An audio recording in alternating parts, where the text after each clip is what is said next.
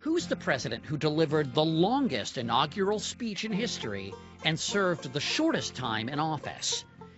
William Henry Harrison may not be first in the hearts of his countrymen, but he's a favorite in presidential trivia contests. He was the only president whose wife, after the White House was born, never made it into the White House. Poor Mrs. Harrison was still packing back in Ohio when he died. New York Times columnist Gail Collins is the author of a book about our 9th president. Harrison's time in office may have been a trifling 31 days, but his road to the White House is legendary. The campaign of 1840 is actually quite modern. Very modern. I mean, it's even more modern than we are sometimes. Oh, who has heard the great commotion, motion, motion? There were songs.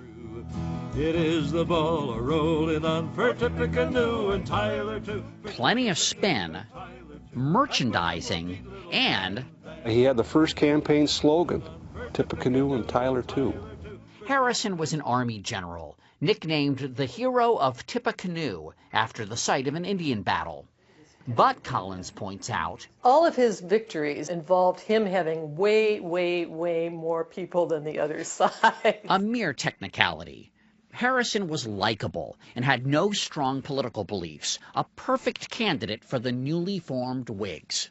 And he looked like a president. He looked sort of presidential. He was very sort of tall and thin and, you know, good posture. And a great nose also. Great nose, very Roman kind of thing. But Harrison's ticket to the White House was an anti-Harrison editorial that derided him as a crotchety old soldier drinking hard cider in a log cabin. In a brilliant act of political jiu-jitsu, the Harrison campaign embraced the caricature. Join the run for Harrison, log cabin and hard cider. Replica log cabins stocked with hard cider appeared at Harrison campaign stops everywhere. His opponent, Martin Van Buren, was tarred as the rich, out-of-touch guy. Ironic, since Harrison was actually born here, a plantation in Virginia. Nope, not a splinter of truth to the log cabin story. We see this still today, that there's a desire, if you happen to be an aristocrat running for public office, to make yourself seem like one of the people. The public bought the image and everything associated with it. 80% of eligible voters turned out, a record to this day.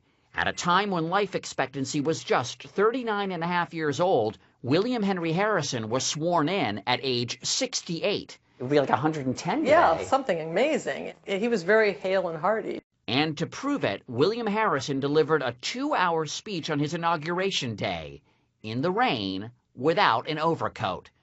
He dropped dead 31 days later. He's a great lesson in bringing an umbrella. An umbrella and wearing a hat. And not making a 2-hour speech. In general, I think we could rally around the idea of not making a 2-hour speech anywhere, under any circumstances.